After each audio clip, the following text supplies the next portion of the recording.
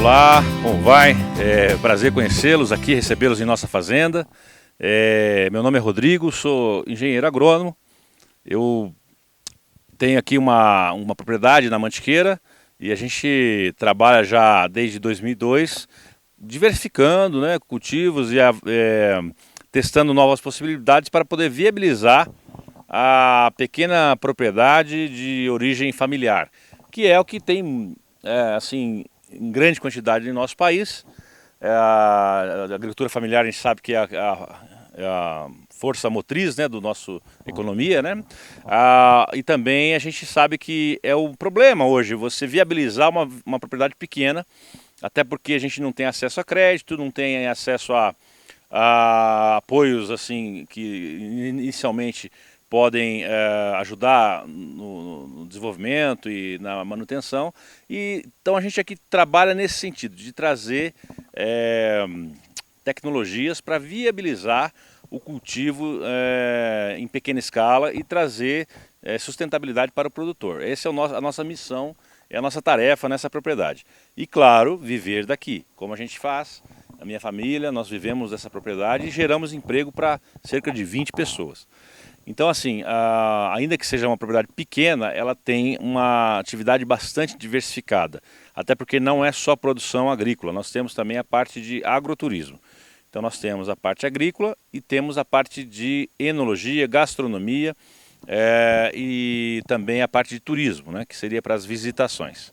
Além disso, fazemos também aqui trabalhos de melhoramento genético, através de parcerias com universidades e também ensaios para avaliar cultivos, novas possibilidades para as pequenas propriedades. Sempre o foco é isso, pequenas propriedades. E como a gente está na Mantiqueira, a gente também tem esse foco de trabalhar com climas de plantas de clima temperado, plantas de clima mais frio, porque a nossa região realmente ela é bastante severa nessa questão climática, uma vez que existe uma grande variação térmica. No verão chove muito e no inverno aqui é bastante seco e faz muito frio.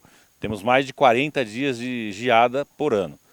Isso tudo restringe, né, o cultivo a determinadas culturas. Então nós estamos num universo mais restrito, né, de possibilidades, o que dificulta ainda mais esse desafio. Porém, a gente pode dizer que conseguiu alcançar o nosso objetivo, que é viabilizar uma propriedade de origem familiar, gerar emprego e poder usufruir, né, poder viver, né, numa situação de harmonia com o campo, podendo criar a minha família, meus filhos, né, nesse ambiente. Isso para mim me dá muita satisfação. Não, eu não sou daqui, né? Nossa família veio dali da região de Ribeirão Preto. Meu pai se formou em medicina na década de 70 e logo veio trabalhar na região de Campos do Jordão, por conta dos hospitais, né, que existiam muitos hospitais e naquela época havia demanda para novos médicos. E ele acabou se instalando aqui na região. Nós, consequentemente, viemos para cá novinhos, né?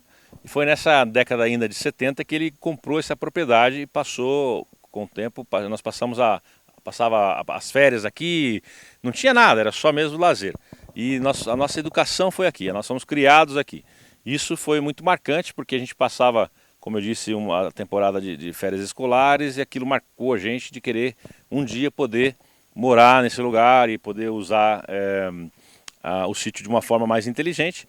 E aquilo me levou, claro, através de outras coisas, outros fatores, a fazer agronomia.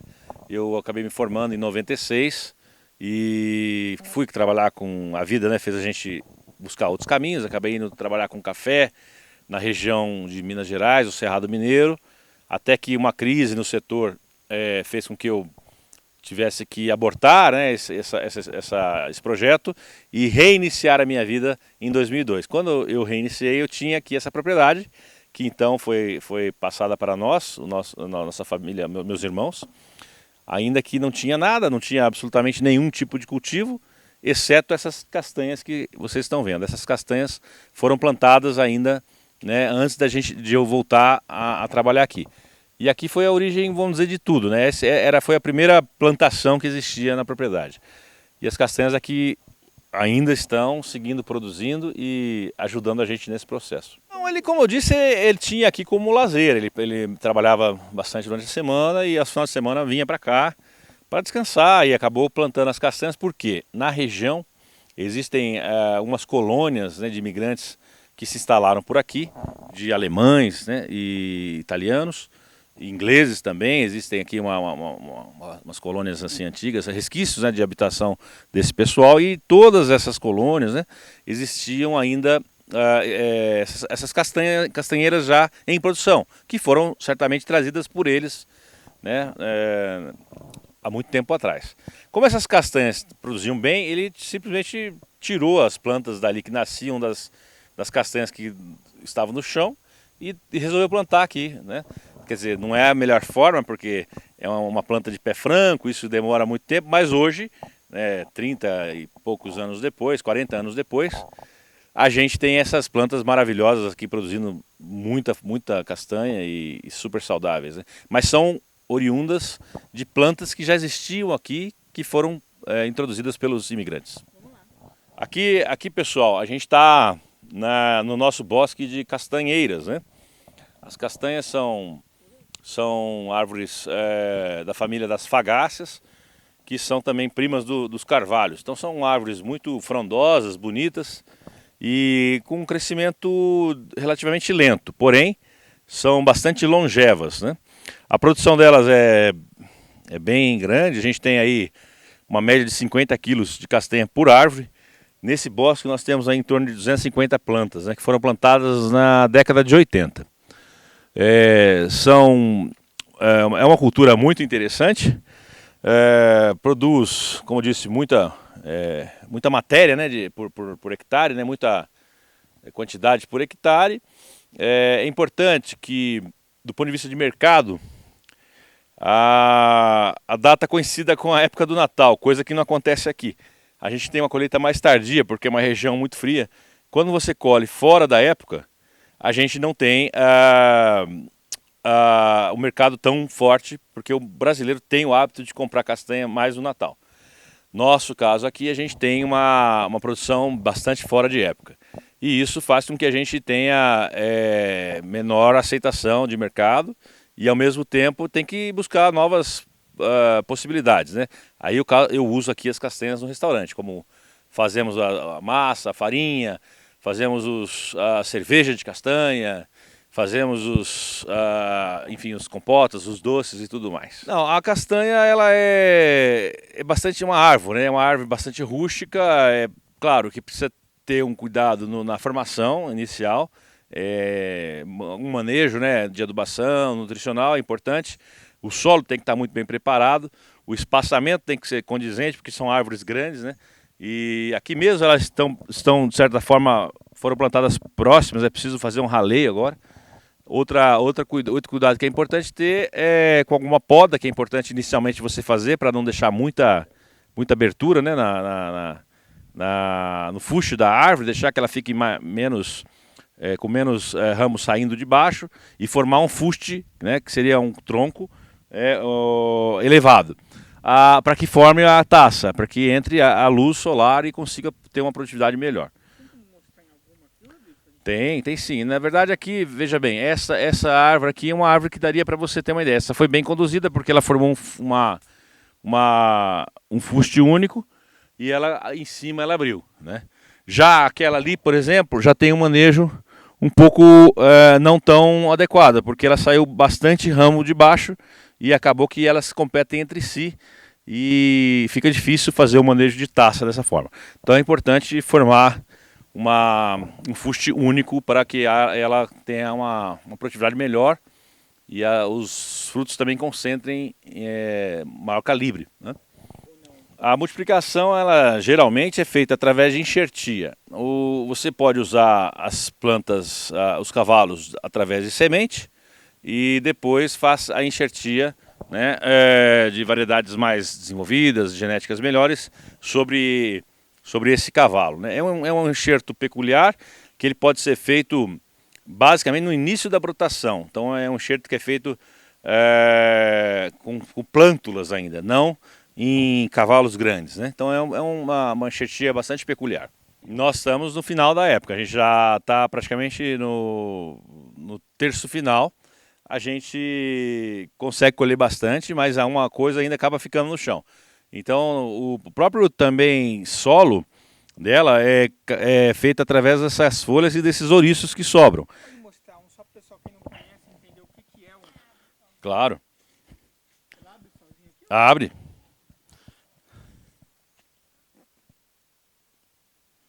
Aqui, na verdade, o fruto já está deteriorado, né? Mas o ouriço é composto pelas sementes que ficam dentro dele. A partir do momento que eles caem no chão, ela se abre, ela acaba se partindo e fica mais fácil para você extrair as castanhas. As castanhas em si você tem que triturar algum processo ou não? É o que para o seu restaurante? A gente tem várias utilizações. Você pode cozinhá-las, depois secá-las, triturá-las para fazer a farinha, ou simplesmente cozinhar e consumir ela já cozida. Uma muda leva um ano e meio para ser feita, mas a planta deve começar a produzir depois de enxertada, depois do terceiro, quarto ano, já começa a produzir, sendo enxertada. Se for pré-franco, ela demora em torno de 10 a 12 anos. Na verdade, quem tem as mudas para comercialização na região é a Fazenda do Estado, aqui a CAT, né, através da Silvana. O nosso forte aqui são as mudas de frutas vermelhas, né? Aí as castanhas você vai encontrar no viveiro da CAT aqui com a doutora Silvana.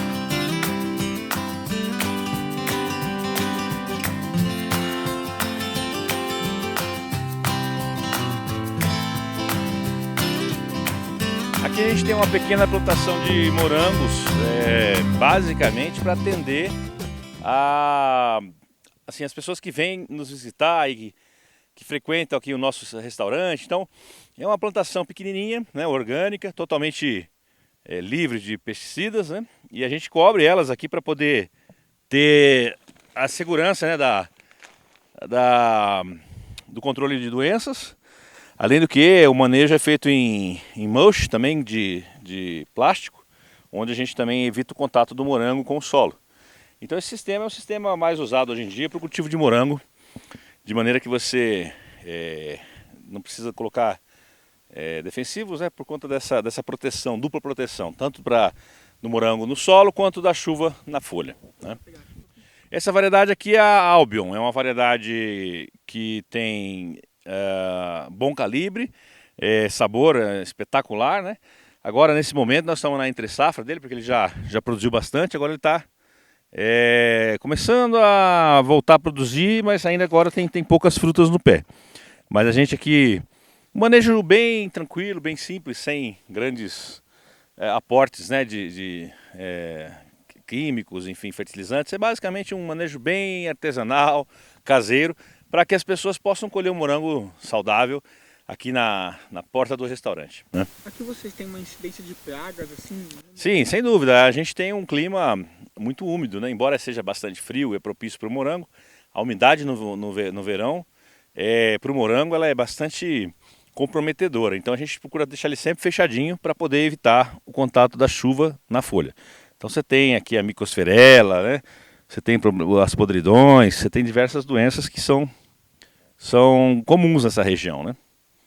Mas a gente não usa nada, aqui é só mesmo um manejo completamente orgânico. Dentro do plástico passa a linha de gotejo, então embaixo do mulch é feita a irrigação, né? Então você tem um sistema de irrigação com controlador e setorizado, cada hora, de tanto em tanto tempo, ele faz a irrigação. Então é fundamental que, sendo coberto, precisa ter a irrigação.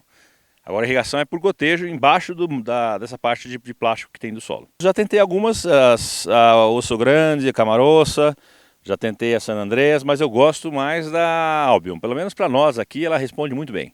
Na verdade ela produz praticamente o ano inteiro. O problema é que aqui no inverno, como é muito frio, ela para por conta da dormência, mas ela, fora esses meses mais frios, ela produz o ano inteiro.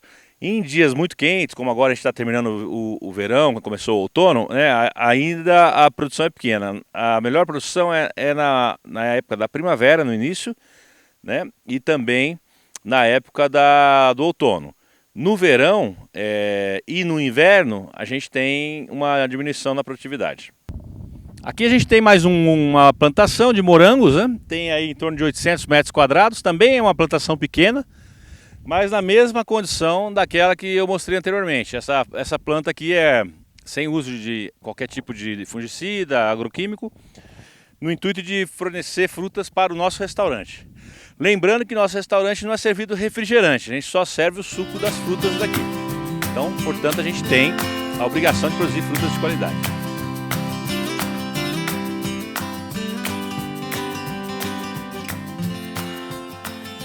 Aqui, pessoal, a gente está com um trabalho bacana de melhoramento, né? Essa área aqui a gente chama de Breeding Center, né? Que é um termo em inglês que quer dizer o centro de melhoramento. Basicamente, o que é isso? É uma coleção de plantas que nós fizemos. Você pode observar que cada vaso tem uma plaquinha, tem uma numeração. E essas plantas de framboesa são resultados de cruzamentos que nós fizemos. Portanto, aqui a gente tem mais de 280 variedades novas de framboesa que a gente está analisando e avaliando. E daqui certamente sairão novas seleções que poderão vir a ser novas cultivares brasileiras. Então a gente aqui faz um trabalho em parceria com a Exalc, né, que é a Universidade de São Paulo de Agronomia de Piracicaba, no sentido de descobrir realmente novas possibilidades para essa cultura. A framboesa, a gente sabe que é uma cultura de ciclo curto, tem alto valor agregado e no mercado brasileiro existem poucas variedades disponíveis. Então aqui nós vamos estar contribuindo dentro de um ano e meio mais ou menos, soltando as variedades já melhoradas, né? Então a gente tem plantas de diferentes calibres, colorações, tamanhos, né? Eu com certeza verifiquei aqui que você pode notar, por exemplo, uma planta como essa, né? É uma planta que tem excelente calibre, né? Essa é uma variedade amarela, né? Com um bom calibre, uma coloração bonita. É claro que a avaliação é muito mais complexa do que essa questão somente visual. Então a gente avalia pós-colheita, sabor, tudo isso é analisado. E aqui já está no final do ciclo, mas a gente teve realmente variedades surpreendentes que vão certamente contribuir com a produção, né, nos próximos anos para a agricultura familiar. A gente já cultiva as amarelas tradicionais, né, que são menores, um pouco não são tão bonitas assim.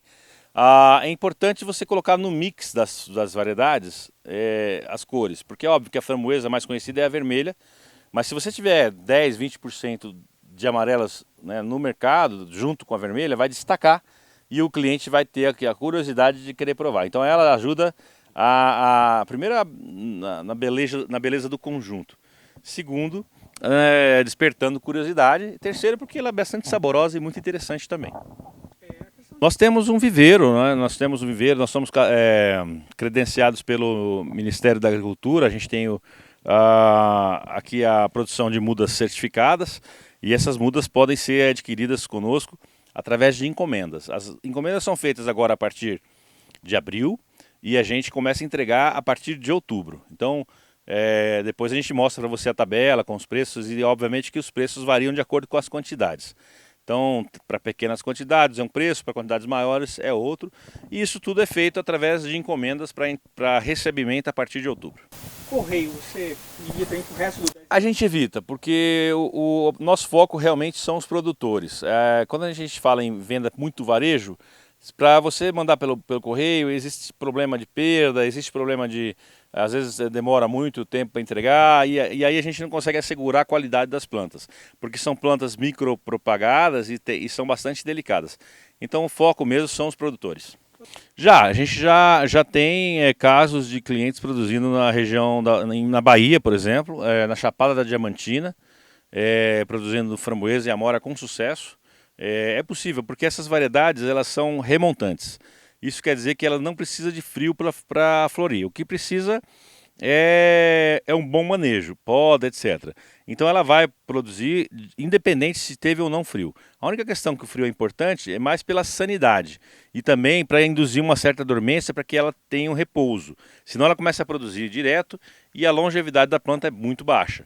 O que isso não é de certa forma um problema, porque você pode substituir essa planta a cada 2, 3 anos, então esse problema a gente consegue contornar. Agora, com relação a doenças, já é um problema mais assim, preocupante, porque em regiões muito quentes a incidência de doenças é maior. Essas pequenas plantas aqui que estão em vasos são também outro experimento que nós estamos fazendo, são as grosélias vermelhas. Nós estamos trabalhando aqui no sentido de avaliar a produtividade delas. É óbvio que ainda vai demorar um pouco, mas a ideia é cultivá-las em vaso e depois elas sim precisam de muito frio, fazer a indução dela artificial, através de câmara fria, colocar os vasos em câmaras frias, para elas poder acumular aí as 1000 horas de frio que são necessárias para a floração. Então, uma vez que a gente tiver a planta formada, a gente vai fazer essa indução de frio artificial. Você está em teste mesmo aí, começando, né? Aqui é um teste, a gente está com os primeiros propágulos, né? E a gente já fez uns testes com outras variedades, com outras plantas, deu certo, agora a gente vai fazer um teste numa escala um pouco maior.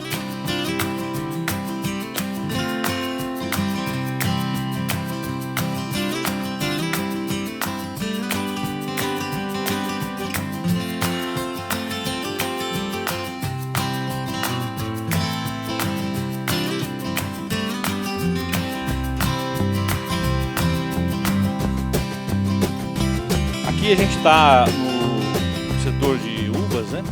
Nós temos um vinhedo que foi plantado em 2005, portanto vai fazer 14 anos agora. Esse vinhedo ele é composto por Cabernet Sauvignon, Cabernet Franc, Pinot Noir e Syrah. Nós estamos aqui agora na época da colheita e a colheita que foi feita agora recente foi a Cabernet Franc e a Pinot Noir. Ainda resta para colher a Cabernet Sauvignon e a Syrah. Esse setor aqui é o da Cabernet Sauvignon. Vocês podem notar que ela é conduzida da seguinte maneira. São vinhedos até baixos, né? A gente faz uma poda para manter eles mais baixos e cobrimos ele com esse toldo. Toda a planta é coberta com plástico para que não tenha nenhuma exposição à chuva. Isso faz com que também nós não tenhamos doenças. Você pode observar que as folhas que saem, né, na margem do plástico, elas começam a ter doença. E as folhas que estão para dentro, elas estão mais saudáveis, né? Elas ficam mais protegidas. O único problema é que a doença pega realmente quando ela está exposta à chuva. Isso faz com que a gente não precise colocar também nenhum fungicida nela. Essas plantas são livres de fungicida. A gente faz um controle preventivo, sendo que as culturas tradicionais de uva, em média, levam mais de 100 aplicações de fungicidas ao ano. Isso porque elas são abertas. Quando você cobre, você já não tem a necessidade de aplicação de tanto fungicida. Essa parte da proteção dos cachos com os sacos de TNT é basicamente para você fazer o controle, né, do pássaro. E também dos insetos, como vespas, abelhas e até mesmo a mosca da fruta, né? a Drosophila Suzuki, que passou recentemente a atacar nossos pomares. Então isso protege bastante a qualidade dos frutos, além do que pode melhorar a qualidade do vinho, porque aumenta a concentração de graus Brix, né? E também a questão da pruína. Se você observar essa cera azul, né, que fica na casca, ela é muito importante para passar aí as qualidades, né, nutracêuticas do vinho. Por exemplo, o resveratrol e todas as outras propriedades medicinais estão bastante presentes nessa cera chamada pruína. Quando você não está com essa uva coberta, a chuva e tudo isso lava essa cera. Então dessa forma ela fica extremamente protegida e confere, né, à uva uma qualidade superior. Aqui um comentário.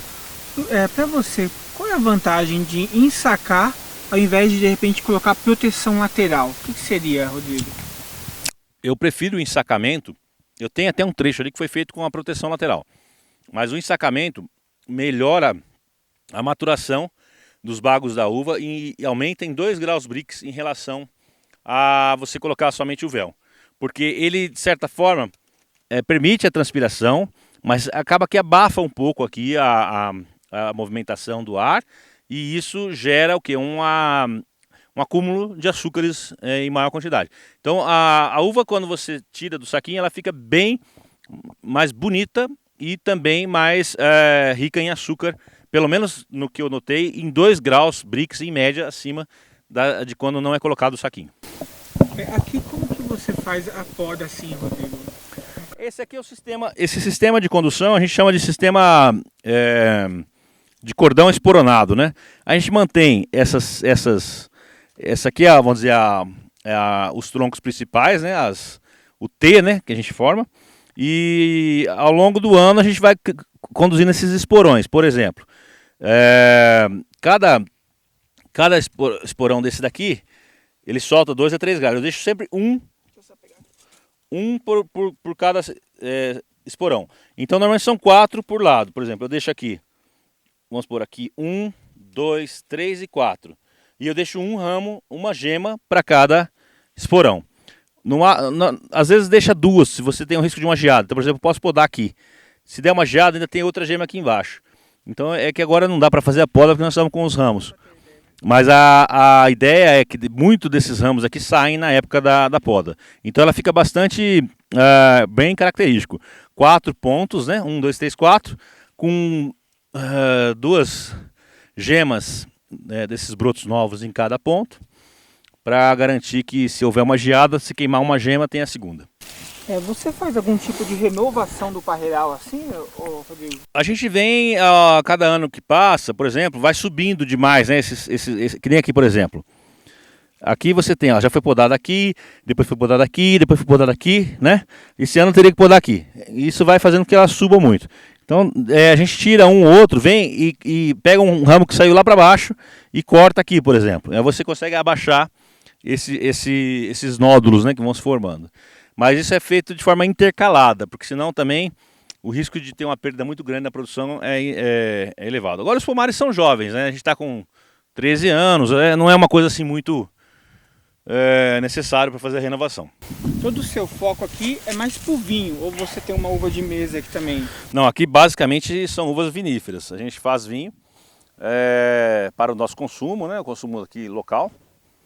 Agora a gente está fazendo uma cantina nova, no intuito de tentar solicitar aí os devidos registros para poder partir para uma comercialização. Você tem um carro-chefe aqui, uma uva, assim que seria? Eu acho que todas elas vão muito bem quando você cobre. A partir do momento que você pôs o plástico, todas elas desempenham o seu máximo potencial. Porém, no meu gosto, eu prefiro os vinhos que são produzidos da Pinot Noir. Com relação à utilização das uvas viníferas para suco, é desaconselhável, porque as uvas viníferas produzem um teor de açúcar, a concentração de açúcar muito elevada. No nosso caso, a gente chega a colher as uvas aí com 25 até 26 graus Brix, né? O que seria aí equivalente a 26%, né, de sólidos solúveis, né? Perto de 25% de açúcar na composição. Então, assim, uma uva de mesa, quando ela está com 17, por exemplo, 17% de graus Brix, ela é super doce. Então você não consegue nem tomar um copo de suco de uva vinífera, porque é tanto açúcar que fica difícil até de apreciar o sabor. Então por isso que não se presta para suco, ela sim se presta para fermentar e fazer vinho. Tá? Essa é a diferença da uva vinífera em relação às uvas de mesa. As uvas de mesa dificilmente conseguem passar de 17 graus Brix.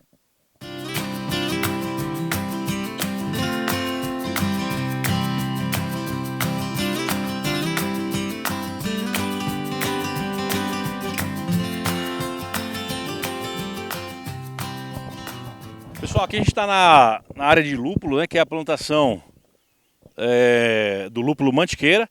A plantação aqui já existe desde 2014. Estamos aí no 5º ano, né? O lúpulo é uma planta trepadeira, como se nota. Ela chega aí a crescer 5, 6 metros, né? E a gente a exploração dela é feita no sentido de conduzir o máximo para cima para que você tenha uma maior área de produção. A produção dos cones se dá no terço superior da planta E os cones, que é o objeto da colheita, vocês vão ver como é feito na sequência em nosso galpão. Mas aqui que elas são plantadas, né, são cultivadas e é uma planta perene. Toda vez que eu colho, fica o rizoma no solo e depois ela rebrota no ano seguinte. Tem uma duração de em torno de 100 anos uma planta dessa pela literatura. Tá? A variedade é muito resistente a doenças. A gente não tem nenhum problema com ela, também não usa nenhum tipo de defensivo, só mesmo cuida um pouco da nutrição. E ela prefere solos mais ricos em matéria orgânica, preferencialmente solos de baixada, né? E também com uma textura mais leve.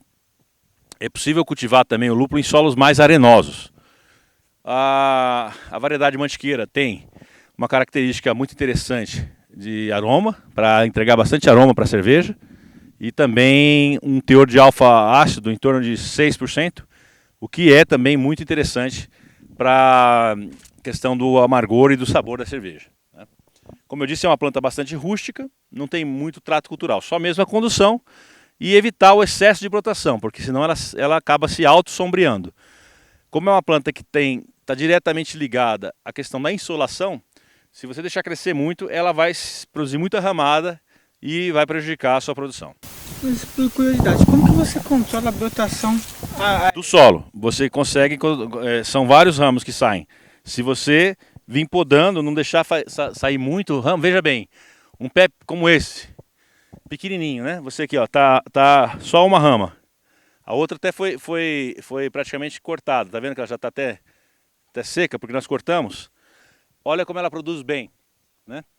A hora que você coloca, por exemplo, um pé que nem esse, que está com várias ramas, muita brotação, se você olhar, a produção é bem menor.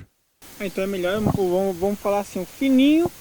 Na verdade não menos pés, menos brotos por ramo. Veja isso aqui, é basicamente um broto só, bem conduzido. Olha como ele produziu muito bem, correto? Enquanto que quando você deixa crescer muitos ramos sem poda, ele fica muito fechado, com muita parte vegetal e pouco cone. Aqui eu estou percebendo que ele vem girando. É você que faz essa condução? Não, isso aí é a planta que faz. Ela é uma cultura que tem esse hábito de crescimento espiral. Você vê que ela vai intercalando aqui uma na outra. Isso. Aí você tem um exemplo de uma condução mal feita, que tem vários ramos. E quando você conduz vários ramos, ou quando ele se junta muito, acontece que ele dá aquela questão do sombreamento, e aí não produz muito. Já a planta que fica fora do sombreamento, ela produz bastante. E aqui a colheita, como que você faz aqui? A colheita é manual, você vem com o trator, né? Uma espécie, na carreta você põe um giral, e aí o funcionário colhe lá em cima com o facão, e colhe aqui na parte do meio, onde já não tem mais lúpulo, e joga toda essa ramada na carreta. Essas ramas são levadas para o galpão e lá é feita a colheita manual. Aqui qual que é a época do ano que você faz essa colheita ou é o ano todo? Não, aqui nosso clima é bem definido em função do inverno, então a gente tem uma colheita anual que é feita agora, em março, meados de março até início de abril. São 15 dias a colheita. Você tem experiência de outros locais assim? Sim, nós temos clientes já no Brasil inteiro e em diversos climas. Nós temos clientes em várias localidades.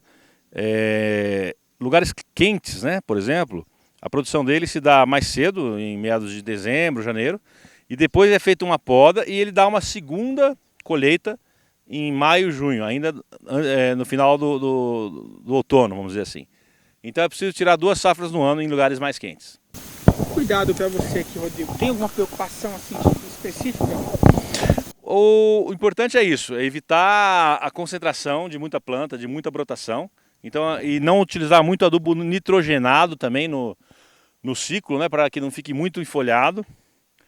Outro cuidado importante a se fazer é a escolha do local, que ele tolera lugares assim encharcados, mas não muito tempo encharcado. Aqui mesmo nós temos um problema numa área que encharca muito e esse lugar aí não é bom. É importante que tenha uma drenagem. Outra questão também é a condução. Você fazer uma boa estrutura, porque ele pesa muito. Se você fizer uma estrutura mal feita, vai cair tudo E a partir do momento que essa planta cai, ela já deteriora a sua produção. É uma doença, assim, que a gente fala, um fungo, assim, não... Não, fungo não. O que tem é que, se você olhar alguns cones, tem o ataque do míldio. Mas assim, a planta em si não tem, é mais nos cones. Isso daí se dá muito pela falta do manejo mesmo. Porque se você colocar ele mais espalhado, mais arejado, esse míldio não vai entrar. Então é importante fazer um manejo dele de forma que ele fique bem espalhado e bem arejado em cima. Aqui, pessoal, a gente está com a carreta já com as ramas do lúpulo que foram colhidas lá na plantação. Eles colocam as ramadas aqui e a gente faz a separação dos cones, né, manualmente na mesa. Então vocês vão dar uma olhadinha aqui no detalhe de como é feita a separação. Basicamente é uma retirada mesmo, uma seleção, a gente, claro que separa os melhores, um outro que já está mais passado a gente elimina, e toda essa parte, né, essa infloração, essas flores, né, que seriam objeto de colheita do lúpulo, ela é colhida e armazenada em caixas. Depois a gente vai colocá-las, né, em duas opções, ou vai ser usado direto na cerveja, para fazer uma cerveja com lúpulo fresco, ou a gente vai fazer o processamento de secagem. A secagem é um processamento que envolve aí colocá-los numa estufa. A secagem tem que ser feita sempre sem a luz do sol, né? E a temperatura não pode passar dos 45 graus. Ideal que seja até 40 graus. Leva em torno de 30 horas para fazer essa secagem. Ele vai perder 5 vezes o seu peso e a umidade deve chegar em torno de 11 a 12%. Né? A secagem ela é feita para que possa se conservar, né, o produto melhor e manter as características que lhe são próprias, né, como por exemplo os óleos essenciais, o alfa-ácido, né, são os componentes que dão o amargor à cerveja. Tudo isso é preservado se for seco corretamente. A outra forma, como eu disse, é usá-lo imediatamente. O que não pode é guardar ele assim. Guardar ele fresco, ele vai estragar. Ele oxida muito rápido, é um produto que é muito rico em óleos. Então a tendência é que cada minuto que ele fica em contato com o oxigênio, ele vai se deteriorando assim rapidamente, oxidando os óleos e também perdendo as suas qualidades. Esse lúpulo é o lúpulo Mantiqueira, que foi desenvolvido aqui em nossa propriedade. A colheita é feita diariamente. Nós temos uma janela de colheita que leva em torno de 15 dias. Todos os dias a gente colhe assim, o que dá para colher manualmente, né? E aí vai colhendo escolhe os pés que estão mais maduros e vem deixando os mais verdes para ser colhido para frente. Existe uma variação pequena de maturação entre os pés, principalmente aqueles pés que estão mais perto de áreas sombreadas demoram mais a madurar, enquanto que os outros estão em áreas mais abertas, maturam mais rápido, a maturação é mais rápida. Então essa escolha a gente faz a olho mesmo, né? O pessoal já está bastante treinado para ver quais espécies estão mais maduros e eles mesmos fazem a seleção. Aqui, por exemplo, ele está tirando. O que é a sua preocupação aqui? Assim, para a gente ficar bem detalhado aqui. Na verdade, a gente tem aqui uma seleção dos cones que estão, por exemplo, deteriorados por conta de alguma doença ou alguma, por exemplo, esse cone aqui esse cone aqui já está bastante, ele não tá completamente deteriorado, mas ele já tem manchas, né, que são decorrentes do míldio, do ataque do míldio nas brácteas. Isso aqui, se estiver muito deteriorado, a gente evita colocar, porque dá um aroma que não é desejável na cerveja. De qualquer maneira, quando tem aí uma pequena parte, isso não interfere tanto. É ideal, claro, que ele esteja o mais verdinho possível, com menos, né, ataques nas folhas. Mas assim, essa seleção é feita aqui manualmente. O mais importante é colher o máximo possível dos ramos para que não haja desperdício, porque é uma colheita que demora, né? E ela não é rápida, não tem um bom rendimento. Existem hoje colheitadeiras mecânicas, mas aí elas são ainda muito caras e inviabilizam para pequenas áreas, né? Essa parte é a parte que você vai descartar aqui no caso. Seria isso, Rodrigo? Não. Não, a gente faz agora aqui uma seleção aí, depois ainda dá mais uma retirada. Essas aí a gente faz uma pequena seleção ainda nessas caixas para retirar esses que estão aqui, mais ou menos esse, por exemplo. Mas esses que estão assim, com 20, 30% não tem problema. Não é bom que pegue esse daqui, por exemplo, que esteja totalmente deteriorado. Aí já não é bom para a gente secar. Isso tudo é feito uma seleção. Veja, aquela caixa já está bem selecionadinha, né? Então, esse é o padrão. Não, o Brasil inteiro faz cerveja, o Brasil inteiro pede lúpulo, muita gente nos procura. É que a gente tem, na verdade, ainda esse ano um contrato de preferência, né, para atender a uma cervejaria local. Mas assim, a gente tem realmente demanda para o Brasil inteiro. Na verdade, assim, com relação à sua pergunta, eu acho que no Brasil as pessoas estão ainda reticentes, né, ao cultivo de culturas não tradicionais. O pessoal, quando fala em agricultura, o pessoal fala em soja, em milho, em cana-de-açúcar. Quando fala em culturas assim pequenas, aí o pessoal remete sempre àquela coisa do sitiante que vai fazer uma experiência e sempre acaba dando errado e acaba tendo prejuízo. Não existe no Brasil ainda uma cultura de fomento, né, para incentivar esses pequenos cultivos de uma maneira integrada. E por isso que as pessoas não costumam fazer, porque tem medo de plantar, gastar dinheiro e não ter o retorno. É claro que se não tiver um bom planejamento, principalmente na parte comercial, plantar, somente plantar, realmente não é uma boa opção. É importante você fechar vamos dizer, o ciclo todo, pensando em como é que você vai comercializar esses produtos, seja através da venda direta ao consumidor, ou seja, trazendo o consumidor ao seu sítio num projeto de agroturismo como é o nosso. Claro, não é fácil produzir em pequena escala e ter lucro, né, e poder viabilizar um projeto desse. É preciso ter bastante realmente planejamento. E o que eu indico para os nossos clientes quando estão começando? Antes de começar um pequeno plantio, né, ele tem que pensar o seguinte, para quem que ele vai vender? Então, se ele ficar na mão de terceiros, ele vai acabar se perdendo e vai ter prejuízo. Ele é que tem que criar o seu próprio negócio. Ele é que tem que ter a sua, vamos dizer, empresa comercial. Então a comercial tem que vir primeiro. É preciso montar antes de ter agrícola, é preciso ter a comercial. Monta-se uma pequena estrutura de armazenamento com freezer, um pequeno carro para entrega, vamos supor, se for fazer um delivery, né, dessas frutas nos pontos de venda, e ele sai comprando fruta, comprando produtos e armazenando, e faz o quê? Ele passa a ser o seu próprio CEAGESP, vamos dizer assim. Ele é o seu entreposto. A partir do momento que ele tiver o mercado, que ele construir esse mercado, ele pode pensar em plantar. Ou ele pode até plantar, mas ao mesmo tempo ele tem que já ir construindo esse mercado. Porque vai chegar a hora que ele for produzir, se ele não tiver o mercado, ninguém vai vir comprar dele. Ele vai perder essa produção. Então as pessoas não sabem que para viabilizar um projeto agrícola é preciso investir na parte comercial primeiro. Então todo projeto que nós ajudamos a montar e que a gente incentiva, o caminho é esse. É sempre pensando em fomentar a parte comercial primeiro. Seja através de uma garagem com freezer, seja através de um site na web, seja através de uma pequena câmara fria, ou seja através de uma pequena associação. Mas eu sempre reforço isso. Por isso que as pessoas acham que plantar não dá dinheiro. De fato não dá. Porque todo mundo planta achando que as pessoas vão vir comprar de você. E ninguém faz isso. Você que tem que oferecer, tem que ter a logística de entrega e tem que ter produto o ano inteiro. Esse é outro problema. Muita gente planta, só tem um determinado período do ano. E aí o resto do ano não tem.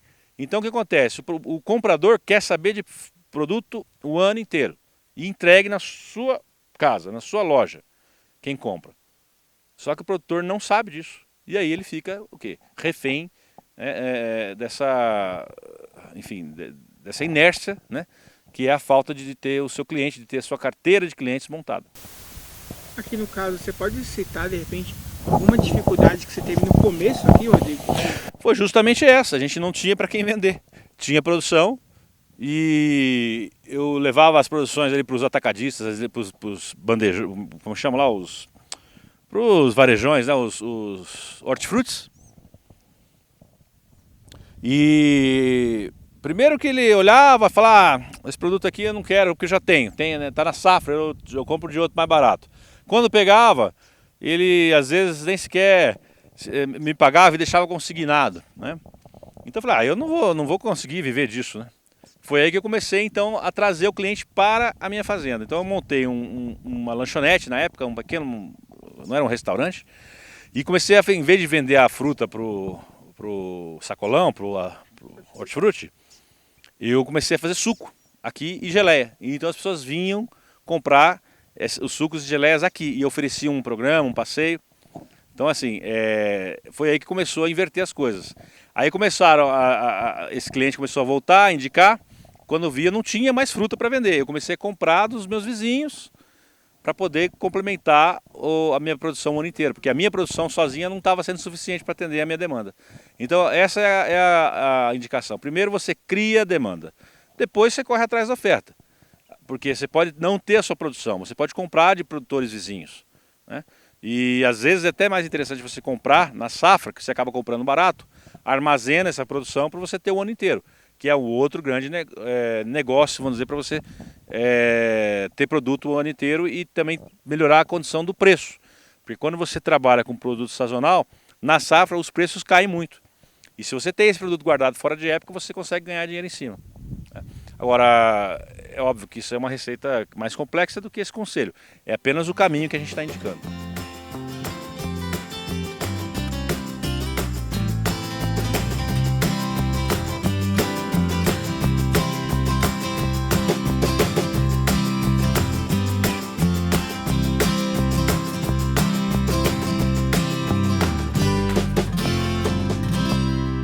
Pessoal, aqui é um pé de feijoa.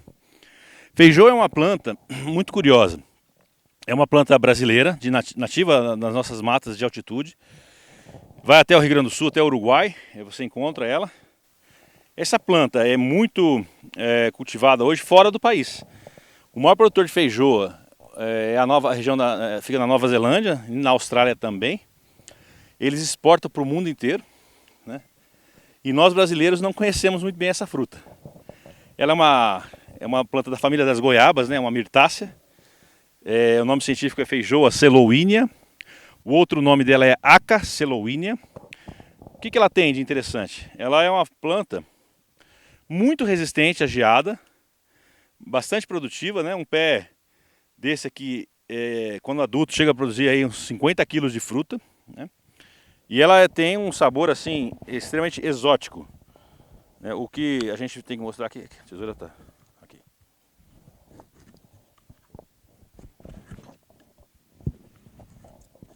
Aqui assim, aqui. Na verdade assim, tô sem canivete. Mas essa polpa dela aqui é a polpa comestível, né? Você pode descascar ela, simplesmente, né? Tirar essa parte aqui que é a parte mais ácida, né? E a polpa ela é deliciosa, né? Eu acho essa fruta aqui uma das frutas mais saborosas que existem. É pena não estar com canivete aqui.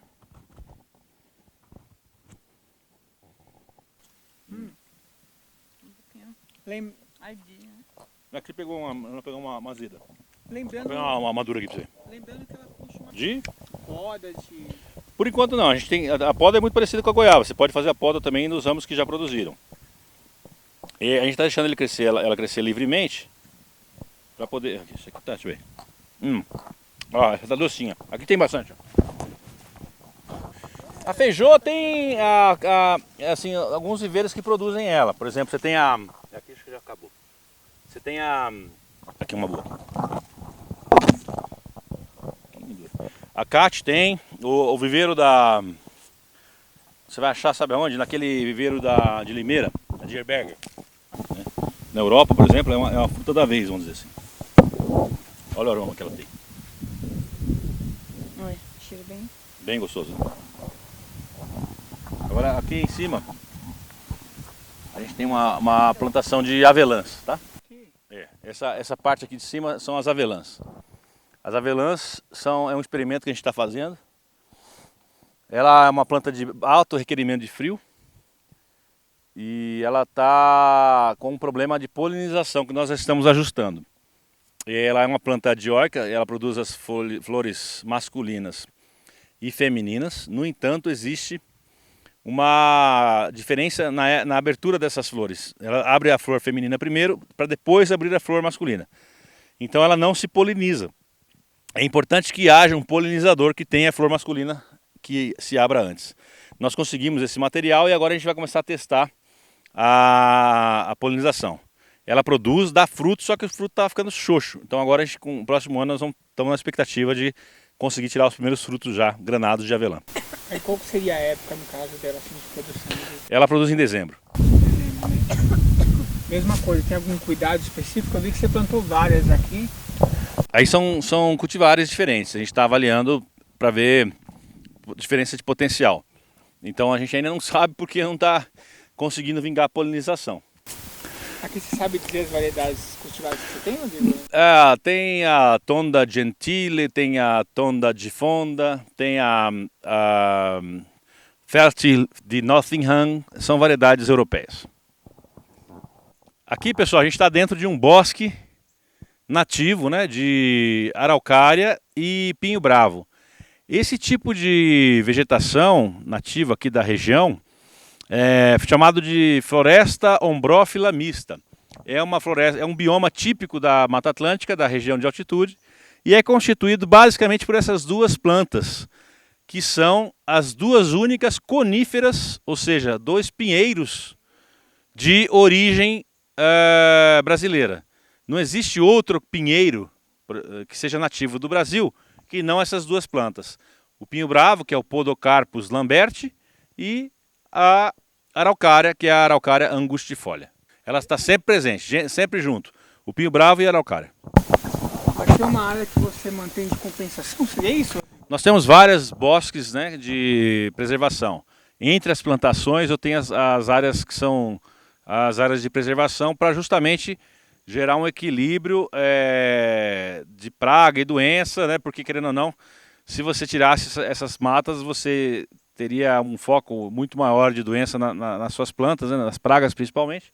Isso faz com que também melhore a temperatura e também melhore a questão da drenagem de água, da absorção das águas pluviais e, obviamente, da nossa linda fauna que a biodiversidade que aqui é muito grande. No caso, para você, se aconselha, Rodrigo, ter essa área em todo... Sim, não, a gente tem não é por, lógico que além de ser obrigado, a gente tem por uma questão de ajudar no cultivo das plantas, para você evitar doenças, para você ter um melhor escoamento das águas e também, claro, para proteger as nossas nascentes, né? Que toda a área de vegetação, ela gera quase que sempre uma boa nascente no seu entorno, porque ali é onde ela absorve a água lentamente e essa água vai entrando no nosso lençol freático.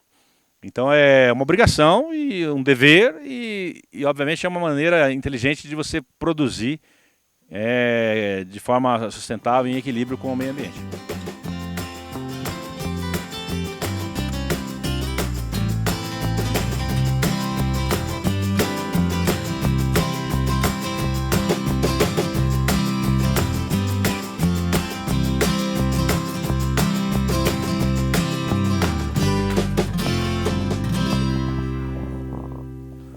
A gente está aqui na área de framboesas, né? Não só framboesas, como amoras e também híbridos, né? Quando eu falo híbridos, eu falo as plantas que são cruzamentos de amora e framboesa. Especificamente, a gente tem aqui a boysenberry, a loganberry, tayberry, olaliberry, que são os híbridos. Fora isso, eu tenho a amora tupi, a amora navajo, temos uma amora remontante em teste, e temos as framboesas. Aqui eu tenho as framboesas remontantes e não remontantes. Das remontantes eu tenho a Heritage, Autumn Bliss, a Golden Bliss e a Orange, que são variedades que nós desenvolvemos. E das não remontantes eu tenho a Mailing Promise, eu tenho a Tula Magic e eu tenho a Glen Ample, eu tenho a Jewel e tenho a Rainbow Top. Então são as variedades que nós temos nessa área. Essa área aqui é para produção e também para matriz. Então cada linha dessa, cada estufa dessa é uma variedade. Tá? Aqui a gente está dentro de uma área de Golden Bliss, que já está no fim da produção. Já produzimos aí 80% da produção, já está praticamente já encerrando o ciclo. Mas vocês podem notar que elas têm essa cobertura, né, que é a proteção. E na base a gente tem a ráfia de solo, que é para não deixar nascer o mato. E embaixo da ráfia tem a irrigação. E aqui a gente faz o manejo de roçada nas entrelinhas. É importante para evitar a ferrugem desfolhar a planta até uma certa altura, né? Mas mesmo assim, como que a gente não usou nenhum defensivo e esse ano foi muito úmido, a ferrugem de certa forma atacou ela até bastante. Mas nada que impedisse uma boa colheita e mesmo os frutos, você não encontra grandes problemas com a ferrugem, né? Como que vocês praticamente não têm aplicação aqui? Não tem aplicação nenhuma. Aqui a gente só faz mesmo um manejo nutricional, né? Mas pode dizer que é uma planta resistente ou não? É a cobertura mesmo? É a cobertura. Aqui a gente está desenvolvendo material resistente no outro ensaio que a gente está fazendo, né? Mas aqui a cobertura ajuda a a ferrugem, né, que é a principal doença hoje da framboesa, não ficar tão forte e comprometer a qualidade dos frutos. Ô Rodrigo, assim, um comentário. Você acha que é uma tendência a cobertura? Sem dúvida. Não, cobrir hoje para a fruticultura, eu diria que é imprescindível. Principalmente para as pequenas frutas. Porque no mundo inteiro, onde se produz framboesa, ou amora, ou mirtilo, 90% é coberto. Você pensa em qualidade e evitar problemas de doença, tem que cobrir. É mais caro? Mas a produtividade é muito maior, a qualidade é muito maior. E a hora que você fala em agricultura para profissional, para comercializar, para ganhar dinheiro, se não cobrir, o risco de você não ter êxito é muito grande. Aqui, por exemplo, o que você se adaptou aqui no caso? Não, nós usamos os macrotúneis, né? São estruturas padrões, tem 5,20 de largura e a cada 4 metros você tem um lance de arco. E usa o plástico aí de 100 micras, né? Não usa o plástico muito grosso, porque se tiver uma ventania, por exemplo, muito forte, o plástico grosso acaba levando toda a estrutura, enquanto que o plástico fino vai rasgar. Então é muito mais fácil você reparar, depois de uma ventania, uma estrutura que tenha o plástico mais fino. Por isso a gente não recomenda plásticos muito grossos. Mas aqui a gente não teve nenhum problema desde que implantou, segue firme. E outra, já tivemos umas 3 ou 4 chuvas de granizo, o que foi ótimo para nós, que não teve nenhum problema. Além do que, a colheita aqui ela é feita diária, e se chover, por exemplo, na framboesa, você não pode colher o fruto. Enquanto que aqui, se você estiver colhendo debaixo de chuva, não acontece nada, porque a fruta está seca. Qual o tempo de durabilidade dessa lona? Uma lona dessa dura em média 5 anos, se for bem instalada. Aqui no caso, você tem várias variedades. Pode-se dizer que o cuidado das amoras de framboesa é semelhante entre elas? Sim, exceto pela poda, né? Vamos dizer, a poda da framboesa, dependendo se for remontante, é diferente da poda das variedades não remontantes. Aqui, por exemplo, vou dar um exemplo de poda para vocês. A gente tem aqui uma planta, né? Que ela já produziu na parte terminal dela, ou seja, no ponteiro. Vamos supor que essa parte aqui já acabou de produzir. Você plantou ela em outubro, vamos dizer. Então agora em fevereiro, março ela produz aqui, né? E aí, quando você termina essa produção, como agora, por exemplo, está acabando, você vai observar aonde foi o último lançamento do ramo lateral. Nesse caso, aqui foi o último, percebe? Então aqui teve uma gema lateral. Então nós vamos cortar exatamente aqui. Corta-se aqui. Então aqui, ó, essa gema que está aqui, juntamente com essas duas, vão acabar brotando. Essa gema e essa vão sair agora brotando. Isso vai gerar o quê? Uma nova safra agora no final do outono. Então a gente vai ter uma segunda colheita. Feito isso, aí você colheu a segunda safra, você vem e corta o pé aqui embaixo. E aí ela vai brotar, aí o que vai valer? Esses ramos novos que estão nascendo. Que tá ali no chão. Isso. Então essa planta ela tem como produzir 2 vezes e depois você corta e vai renovando com a outra planta que vai nascer depois. Então é um ciclo constante. Constante. Então você tem que estar sempre podando a cana velha e também conduzindo as canas novas que vão ser as próximas que vão produzir. Aqui o espaçamento que eu estou vendo que tem em média 2, 3 galhos. Tem um controle ou não? Normalmente você coloca em framboesa de 8 a 10 plantas por metro. Essa isca aqui ela é uma isca Macphail, né? Que a gente usa para capturar a mosca da fruta, né? E também a drosófila, né? Nesse caso aqui a gente está usando o resíduo da nossa fabricação de cerveja, que são as leveduras, mas você pode usar o próprio suco da fruta como base para essa isca. E ela é muito eficiente no controle da mosca da fruta e da Drosophila Suzuki também. Você esparrama aqui. A cada 3, 4 metros a gente coloca uma isca, aleatório. Fala aí, você tem algum tipo de controle aqui de pragas no caso? Basicamente esse manejo de pragas é só a isca. A limpeza das folhas na parte basal para evitar que os fungos subam do solo. Então, na verdade, aqui embaixo você não deixa nenhuma folha aqui, né? Exatamente, a gente retira para evitar que o respingo dos esporos, né, que vêm do solo comecem a subir pela folha. Já essas aqui são as variedades que a gente chama não remontantes. As variedades não remontantes, você tem que conduzir a rama dela durante o ano e ela conduz assim, ela é mais comprida. E você vai dobrando ela a formar esses arcos. E ela vai produzir no ano seguinte, é como a mora, ela não produz nos ramos novos. Então ela vai produzir no ano seguinte, tudo junto. Uma safra só no verão. Feito isso, você elimina ela da base e depois você vai conduzindo novamente as outras brotações. Tanto essa quanto essa são variedades não remontantes. Então elas só produzem, pode ver que ela vai crescer e não vai produzir nada no ano. Só vai dar produção depois que o ramo for outonado, vamos dizer assim. Que for passar pelo inverno, né, vamos dizer. E isso é a característica de uma variedade não remontante. Aqui você não teve a preocupação das folhas, ou é um cuidado que você vai ter ainda, cara? A gente tem menos, porque essas variedades são mais resistentes à ferrugem. As variedades não remontantes, elas não são tão susceptíveis à ferrugem quanto as variedades remontantes. Falando assim, em termos de facilidade, a outra tem mais produção. Sim. Na verdade, não a produção acaba sendo igual, porque essa aqui produz muito numa época mais concentrada. A vantagem é que essas variedades não remontantes costumam dar frutos bem maiores, de grande calibre e também de melhor qualidade. Só que é um manejo mais complexo. E outra, essas plantas são exigentes em frio, diferente das remontantes. As remontantes não precisam de frio para emissão de flor. Essas, diferentemente, precisam. Elas têm que ter, e normalmente, muitas horas de frio. Então as variedades remontantes são indicadas somente para lugares frios. Pode falar alguns nomes de algumas pessoas? A variedade não remontante que a gente tem aqui é a Mayling Promise, a Jewel, que é a variedade negra. A gente tem a Glen Ample, a Rainbow Top, a gente tem a Tula Magic, tem a Tula Min. São as principais variedades remontantes que nós trabalhamos. Aqui, pessoal, a gente está com uma linha de cultivo da nossa tradicional tupi, né? É uma variedade consagrada, muito cultivada em todo o planeta. O México hoje é o maior produtor de amoras do mundo. Grande parte da amora produzida lá é a tupi.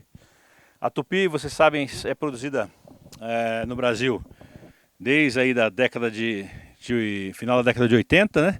Quando foi desenvolvida pela Maria do Carmo e pelo Alverides, né? Lá da Embrapa de Pelotas. Foi uma variedade realmente muito boa em todos os sentidos, de produtividade, sabor, pós-colheita.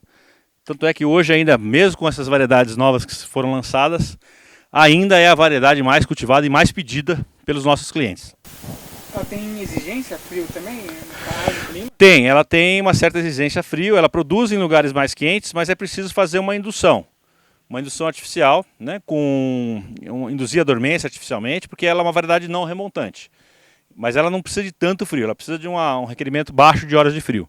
Mas você pode substituir isso ou melhorar essa falta de frio com uma indução artificial através de uma vernalização, é feita através de sulfato de cobre, ureia para desfolhar, e depois uma indução através de fito-hormônios, né? E também uma nutrição adequada. Aqui, por exemplo, ela está bem cheinha. Tem a época você dá poda aqui mesmo com a cobertura? Agora a gente vai fazer a poda de condução. Você vê que ela cresceu bastante, agora a gente precisa fazer um toalete nela, né? Para tirar esse excesso de brotação. E esse tipo de condução é o tradicional, que é o recomendado pela Embrapa, mas existem hoje uma condução até mais moderna, que é feita com uma fiada única. Facilita a colheita, porque você só põe uma espaldeira e você trança ela, é mais difícil para você conduzir, mas para colher é muito mais fácil. Aqui, vamos aproveitar, É? a alternância das áreas aqui. Sim. Você deve ter notado que na outra visita que vocês fizeram aqui, o nosso cultivo de framboesa, né, era num outro local. A gente agora está nesse local que era cultivado framboesa, passamos a cultivar morangos. E aqui agora, nessa área nova, instalamos as estufas com as amoras e framboesas. É importante essa troca de área a cada 5, 6 anos, para justamente você melhorar a sanidade, né, das suas plantações, para não ficar concentrando inóculo de doença, principalmente a ferrugem ou mesmo algumas pragas que são específicas de determinadas cultivares. No caso do morango também, se ficar muito tempo num local só, ele vai ter bastante doença. Então é importante essa rotação dentro da sua área. Você começou a sentir uma queda do rendimento ou não? Naturalmente, as plantas a partir de 5, 6 anos começam a diminuir a sua produtividade. Isso porque, obviamente que a planta tem um máximo de produção, principalmente cada espécie, né? No caso a framboesa, ou mesmo a amora, que são do mesmo gênero, elas tendem a reduzir a produção a partir do 5º, 6º ano. E aí, no máximo, em 10 anos, é preciso trocar e restabelecer com novas plantas de origem garantida, né? Principalmente plantas de viveiros idôneos. Excesso senão ela cresce demais e também aí dificulta muito a sua colheita, né? Tem uma dimensão da colheita da produção? Aqui não é muito, se você for ver são 2 ruas só, né? Mas assim, ela produz aí uma média de 4 quilos por planta, né? Então você tem aí 2 plantas por metro, seria 10 quilos por metro linear. Toda comercializada aqui com você. A maioria vai virar suco do nosso restaurante, e geleia também. Então vamos lá? Pode cuidar. Quando nós começamos a atividade agrícola aqui, em 2002, o primeiro cultivo que eu fiz foi batata, porque era a coisa que produzia mais rápido, num ciclo mais curto. E eu precisava girar, né, para render, né, ó, e eu acabei plantando batata. Depois eu parti para framboesa, que aí foi a minha primeira cultura perene. Então em 2002 ainda nós começamos a trabalhar as primeiras culturas de framboesa aqui. Então a framboesa foi a minha padrinha, né, a madrinha, quer dizer. A framboesa foi minha madrinha desse cultivo todo. Apesar que a batata também eu posso considerar como uma madrinha do projeto, mas a batata não é fruticultura, então de fruta foi a framboesa. Mas desistiu da batata? Sim, porque a gente planta aqui para o nosso consumo, mas eu cheguei a plantar uma época para tentar comercializar, e aí caiu naquela história que era o comprador quis pagar muito barato, no fim acabou que não foi uma cultura viável.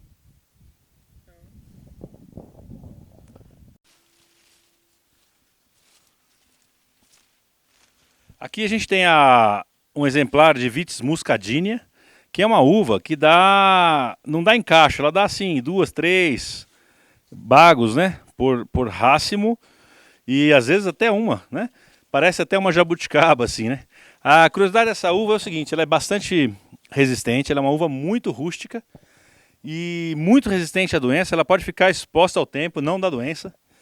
E ela produz uma uva que é muito apreciada lá fora, principalmente nos Estados Unidos, pela sua característica nutracêutica. Ela tem altíssimos níveis de antioxidantes, né? Tal qual o resveratrol também, que é bastante elevado. As pessoas usam cápsula disso para prevenir doenças cardiovasculares e outras doenças também, né?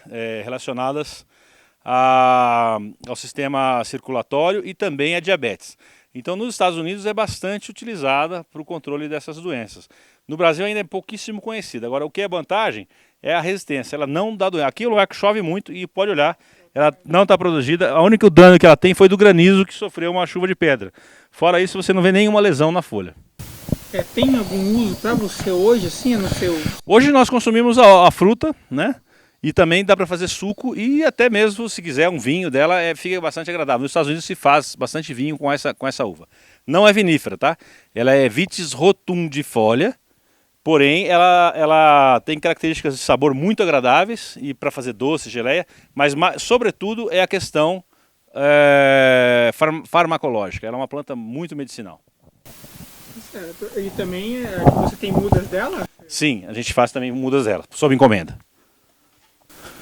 Aqui. Só aproveitar que são as mudas, tudo sob encomenda, né? Nada Sim. só chegou aqui no empolgação. Não, a gente tem até sempre uma muda de venda a varejo, mas como nós trabalhamos com foco no produtor, nós trabalhamos com encomendas para ter data programada, tudo isso é mais fácil, né? Você ter muda para atender a uma demanda específica. Agora, tem alguma coisa de muda de varejo, a gente também trabalha, mas não é o nosso forte. Esta planta também é bastante interessante porque, além de ser muito produtiva, ela é bem rústica e também adepta ao cultivo orgânico, quase não dá doença. E produz um fruto chamado piurito, portanto é o piuriteiro. É uma árvore de origem europeia que produz frutos bonitos que parecem uma pequena maçã. Na verdade tem até o sabor de uma pequena maçã. O que se faz? Também é indicado para uso medicinal. Ela faz, além de um doce de corte, né, como se fosse uma goiabada, né, mas no caso usa-se essa fruta, ela também faz uma infusão em bebidas alcoólicas. Você pode usar ela numa vodka ou numa cachaça ou numa bagaceira para que extraia um produto chamado raminosina, que é um potente cardiotônico, utilizado para doenças também do coração, para melhorar a arritmia cardíaca. E existe essa droga, inclusive ela é usada na medicina moderna como de forma sintética. Tamanho é a importância da substância que tem nessa planta chamada raminosina. Então também é uma outra planta muito interessante, de bom sabor e que tem ótimas propriedades cardiovasculares. Ela é bem rústica aqui mesmo? Sim, muito rústica. É uma planta que não precisa fazer nada. Ela põe um pouco de esterco com adubação e o resto é por conta dela. Super carregado mesmo. Sim.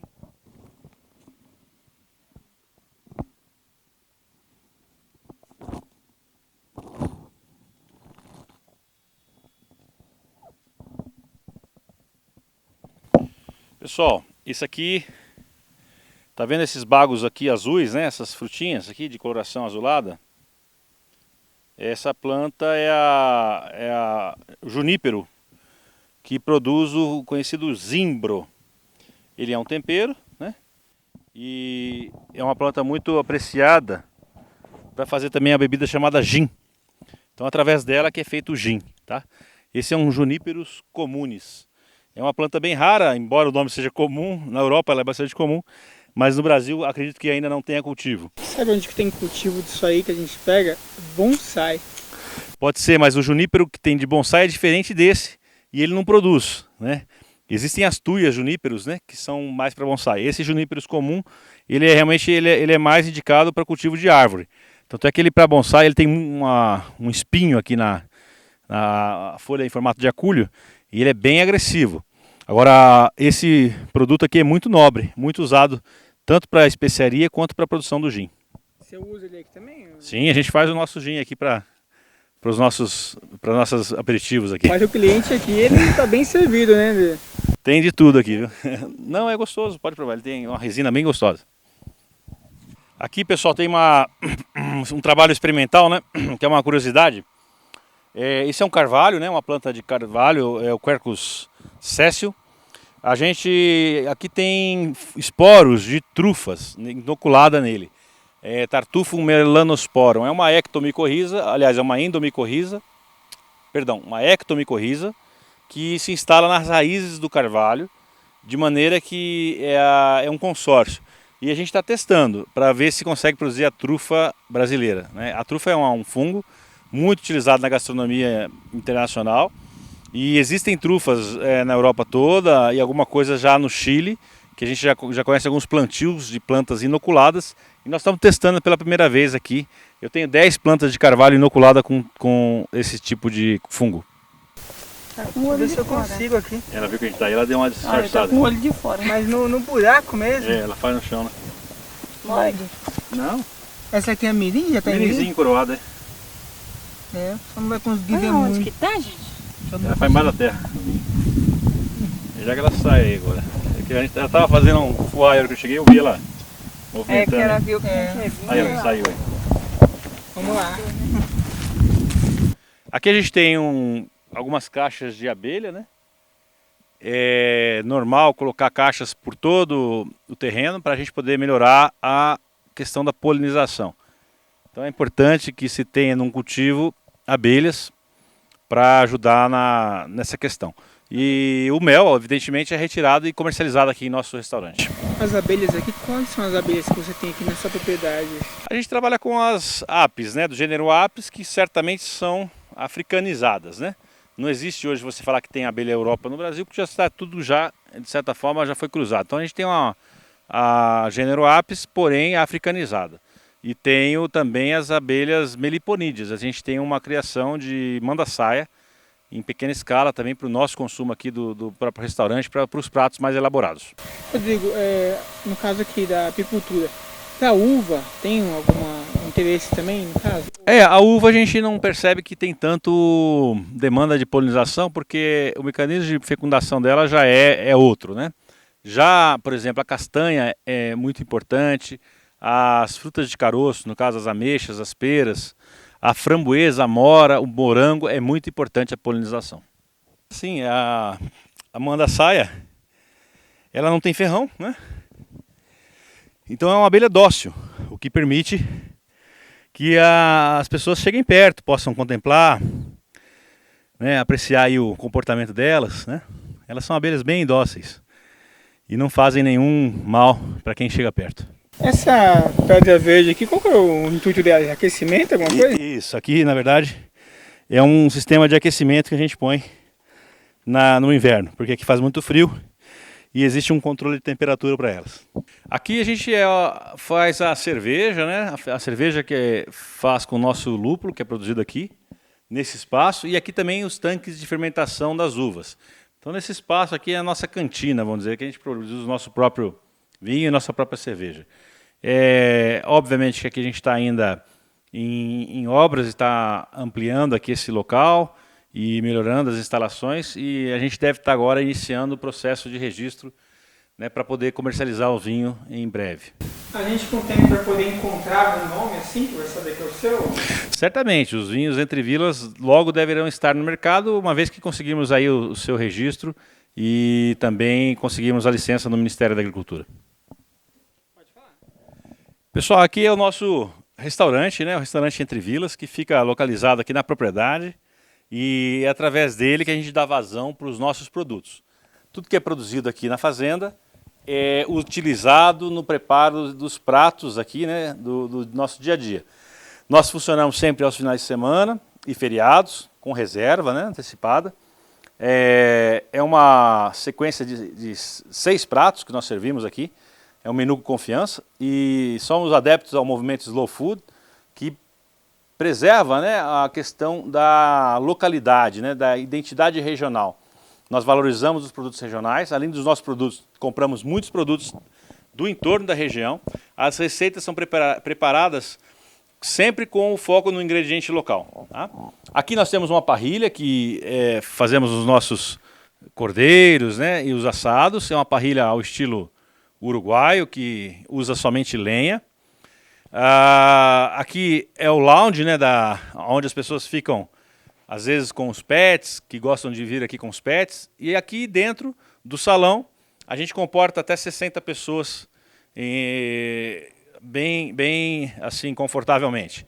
E aqui tem uma cozinha aberta, uma cozinha rústica, porém, tudo é preparado na hora, na frente do consumidor, né? E esse ambiente aqui, as pessoas ficam contemplando o preparo dos alimentos, né? E também a vista para as plantações. É um ambiente muito agradável e passa-se muitas horas aqui, né, a degustar os nossos pratos e também contemplando a paisagem.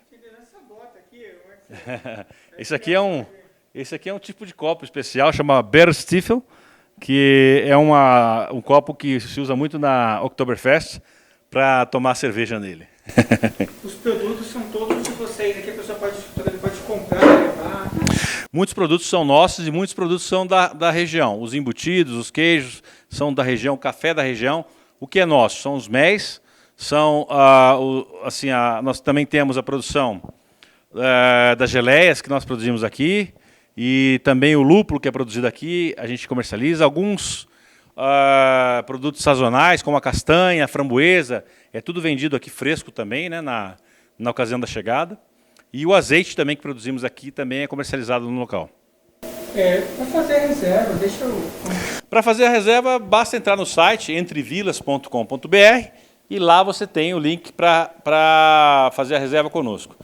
Diretamente cai no nosso sistema de reservas e você pode marcar uma data e a mesa para você passar um final de semana conosco.